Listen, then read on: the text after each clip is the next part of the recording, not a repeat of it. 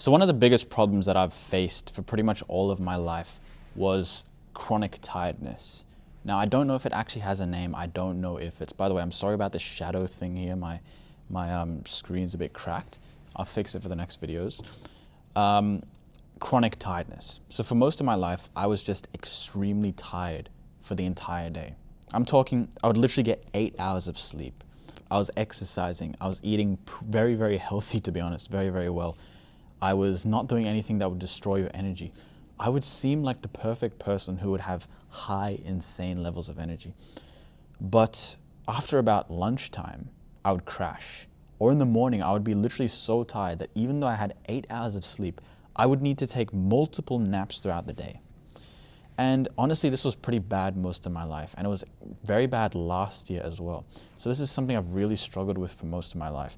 So I'm going to give you some realizations I've had about what exactly tiredness is, because tiredness is not what it seems like. Because this year, finally this year, I can finally say that I've actually started to work on this and actually make some serious improvement. I'm very high energy for most of the day. Or if I'm not high energy, then the lows will last less long because I understand them better. Because tiredness, I used to think tiredness was something where it's like, okay, it just means you need more sleep. You know, if you're tired in the middle of the day, it probably means you didn't sleep enough at night. But I'm starting to learn that actually tiredness is nothing like this. So here's what I want to share with you. Tiredness, there's two types of tiredness. The first type of tiredness, which I'll get through in a bit, is chronic tiredness. So this is when you are genuinely sleep deprived, you're burnt out, you're genuinely, you need sleep. And I'll explain later whether your tiredness is chronic or not. But chances are, if you experience this kind of tiredness that I did, it's probably not chronic. It's probably the other type of tiredness that I want to go through here, which is called emotional tiredness. And emotional tiredness is basically, this is something we've been talking about a lot about in my community recently, link in the description. But the mental health coach in there, Tushar, my friend, he seems to have like high energy all day. He sleeps literally like 4 hours a day. He doesn't nap. He barely drinks coffee, and he seems to have peak energy throughout the day. And I just don't understand how he did it. Until recently, when I realized something he taught me was that tiredness is actually an emotion. So tiredness is actually like anger, sadness, anxiety. All these are emotions. Tiredness is exactly the same. So we can handle tiredness like an emotion. Let me explain. So what exactly is an emotion? First of all, an emotion is simply something you feel in the body and the mind. So let's take anger, for example. When you're angry, you get angry thoughts like, oh man, this guy bullied me. He's, such a nincompoop. I'm gonna beat him up. I hate this guy. And along with the thoughts of anger, you get sensations in your body of anger. So maybe you feel like heat rising in your chest or something, your face gets hot, whatever. Different people probably experience anger differently.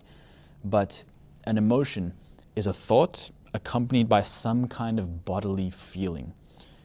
Probably anxiety is this kind of like lump in your throat. For me, when I get anxious, my face gets hot, my feet get like very cold, my chest gets tight. So emotions are felt in the body and the mind as well. And tiredness is exactly the same. Tiredness is just some kind of, when you're tired, you feel something in your body, you feel something in your face, you feel something in your arms, right? And you get thoughts of tiredness, like I want to sleep. That's the first thing to understand about emotions. The second thing to understand about emotions that's very, very interesting is emotions serve a purpose. So animals feel emotions. Dogs get scared and they run away. Dogs get angry and they fight other dogs. Emotions are a very primal thing that we have. And what's the purpose of emotions? The purpose of emotions are to protect us. So when we feel anxious, it's our body telling us, don't do that thing. So when you're about to lift 500 kilograms of weight above your head, right, where you could potentially die, you get anxious because your body's telling you like, no, do not touch that weight. We are going to die. But the problem with emotion is because of our history, because of our past, they can misfire. Say for example, you're someone with social anxiety. Sure, if there's a guy with a gun in front of you, it makes sense that you get anxious because he's an actual threat. But that's if you respond that way to that guy. But if you have social anxiety, you're going to go to a party and you're going to see everybody in there as a threat. So the problem is emotions can misfire. This is why lots of people feel anxious when they go to study. This is why so many people feel, depressed, even though they have everything they could possibly want around them. In theory, they should be happy, but they're not, because your body doesn't understand logic, right? It responds based on your past, based on your memories. So tiredness is like those other emotions. Anxiousness warns you about something that's going to happen. Anger tells you that your boundaries are being pushed. What else? What other emotions are there? Boredom tells you that you need more novelty, more purpose in your life. Tiredness is an emotion that signals that something is not worth expending energy on. So for example, for me, whenever I would go to a party, right, I used to suffer a lot with social anxiety. So I would go to a party and everyone would seem threatening to me. And so because of that, what my body would do is it would make me tired. Before I would go to a party, before I would do something difficult like that was very risky, before I would do a public speech or something, my body would make me tired. Not because I didn't get 8 hours of sleep last night, but because my body was telling me, this party you're about to go to is a threat. These people are a threat to you. They're going to judge you. Let's not waste our energy because it's going to end in pain. It's going to end with people rejecting us. It's going to end with people not approving of us. So what my body does is it makes me tired, which makes me go, oh yeah, I should sleep. I shouldn't go to that party. So it's actually not real tiredness. It's just an emotional response, an emotional misfire that your body is doing. So because it's a misfire, we can rewire this and train our bodies that actually what we're doing is safe. So when you sit down to study and you get tired, it's got nothing to do with the fact that you're actually tired. Like, for example, a lot of the time, I would crack open the textbook and I would fall asleep. I would get tired. It's because your brain is perceiving this as a waste of energy. Because in the past, you've had experiences where studying hasn't ended well. Maybe literally last week, you sat down for 3 hours to study and you got nothing done. So your brain's like, bro, this is going to happen again. Let's not waste our energy. Or maybe when you're a kid, your parents got mad at you when you failed your test, or maybe you're always comparing yourself to your friends. So for whatever reason, your body is interpreting studying as a threat. That's why it makes you tired. So the solution is literally to retrain your body that studying is safe. Now, I can tell you how I've been doing this recently, but obviously just simply understanding the fact that this is the case, you can begin to chip away at it. You can begin to not react to it. Because if every time you crack open the textbook and you get tired and you go stand up and take a nap or you go do something else, there's a phrase, neurons that fire together, wire together.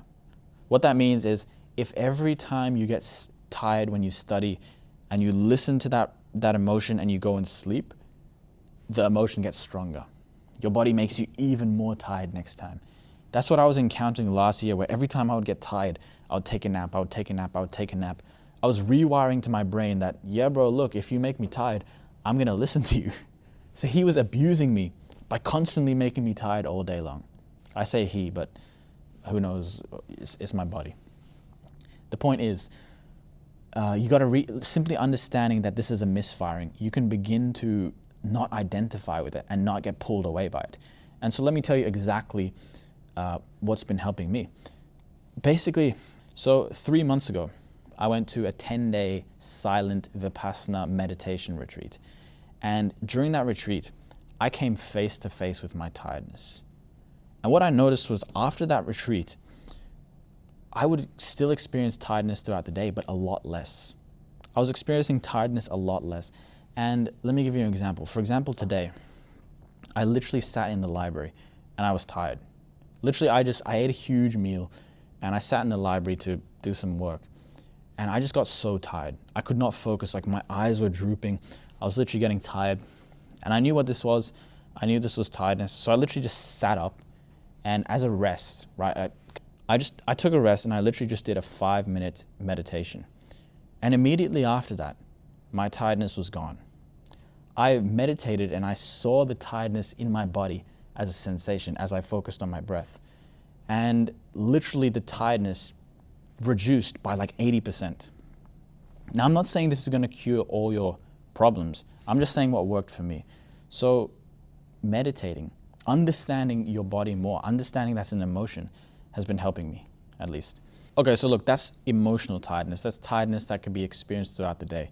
But of course, there are different kinds of tiredness. And as I experience these different kinds of tiredness, I'm starting to distinguish, okay, where is a tiredness simply because I'm bored? Where is a tiredness simply because it's an emotional reaction? Where is a tiredness because I'm genuinely tired? I'm starting to understand these little nuances more. But I'll give you a couple things here. So first of all, it is entirely possible that you are just chronically tired. So if tiredness is persistent throughout the day, like for me, there were periods in my life where I was severely sleep deprived. Now, of course, a lot of it might be emotional because literally recently, as I've been working on my emotional tiredness, I've literally been sleeping less some days and I've been completely fine. So last week, there was a day where I literally slept for like 3 hours. And I actually had quite a ton of energy that day, more than I would have had in the past. So now I'm not saying to sleep 3 hours a day, 100% not, that's not what I'm saying. But what I am saying is the effect you feel from being sleep deprived could be partly emotional, but it could also be partly just simply physical. So physical is when your body is genuinely tired, like your muscles are genuinely drooping, and it could be to do with maybe like a health condition. It could be to do with you're genuinely sleep deprived. I'm not a doctor. I can't tell you exactly what your tiredness is, what the situation is. So, go see a doctor if you want to know. But I'm just giving you some possible solutions here. So hopefully if one of these resonate with you, it can help you. But if you are genuinely sleep deprived, the second thing is caffeine. I used to spam caffeine. I used to drink instant coffee, and I used to have like 8 teaspoons a day. You're meant to have like 1 or 2. I was severely caffeine addicted. Now, again, what made me reduce my caffeine usage was, again, meditation. So I can't give you an exact solution how to quit caffeine. But at least for me, caffeine can result in this massive crash. I was so dependent on it. Caffeine addiction, it was literally the most painful experience of my entire life. Well, okay, not the most painful experience, but it's painful. If you know, I was so addicted to caffeine, I would guess probably for about 9 years of my life, I probably had caffeine every single day. I'm not even kidding, I was that addicted. Because whenever I would go through a period where I stopped drinking it, every now and then I was brave enough to do like a reset. I would feel literally so dead, so tired. Now again, that tiredness is again an emotion. But yeah, caffeine seems good because you drink it and it makes you more energy, gives you more energy. But it comes at a cost. If you spam it, if you abuse it, you will get more tired without it. And you will need to take more and more and more, and its efficacy, its efficiency will reduce a lot. The first time I ever had caffeine, I was high. I was literally like, I became a completely different person. But now when I have caffeine, it doesn't really change me that much. So I've gone down to the point where these days I'm having less than like a teaspoon of instant coffee, literally just less than an espresso shot, just a tiny bit every single day. I might get to the point where I get to 0. I'll keep you updated, but okay, here are some solutions for how you can actually cut tiredness that we've got. Okay, so again, it could be to do with low energy. So maybe you simply need food. So maybe 15 minutes before studying, have a small snack. So this morning I fasted, and before I began my second session for the day, I just had a couple nuts and a banana. That's literally it. Like, it was 300 calories, 250 calories. And that got my energy spiking up a little bit, because being able to focus does take glucose. It can take glucose. So I like to focus when I'm fasted. I find it's just I love that fasted state. So this morning I did 2 hours of focus fasted, and then 1.5 hours of focus after I had that small snack. So maybe you're tired because you just need a small snack. A big meal will destroy you. And the next solution I want to give you for tiredness is simply just go for a walk. If you literally just go for a walk, especially outdoors, it can cut down a lot of your tiredness that you feel. because again, look, tiredness comes from so many different sources. I haven't like pinpointed exactly this tiredness comes from here, this tiredness comes from here, this tiredness comes from here. I'm just talking about my experience. Walking can help. Another thing is you might simply be bored. So if you find your mind is constantly wandering as you're studying, it genuinely might be like your body is telling you like this is not a good use of time. For example, if you're rereading notes constantly and you're not learning anything, you might feel tired. So what you can do is switch to a learning method that is more engaging, something that's actually engaging your mind. So active recall, which I talk about all the time on this channel, is testing yourself. So when you're studying, literally test yourself in the material. Ask yourself questions in your mind. Okay, do I understand this? Do I understand this? What does this mean? What does this mean? The more you test yourself, the better you'll be able to learn it. So try those things, and remember, tiredness is not, I want to give you hope that probably how tired you're feeling now, you could probably significantly cut it down by realizing it's probably largely an emotion. And two, a lot of these lifestyle things like I was talking about, maybe you need more sleep, maybe you just need to eat better. But a big reason could be emotional, like I said. So work on it as if it were any other emotion, basically. So that's pretty much it. Disclaimer, I'm not a doctor. Whatever your reason for tiredness, I don't know. Go figure it out on your own. Go see your doctor. I'm only talking from my experience. I'm only talking when I said I got to give this disclaimer. But no, that's it.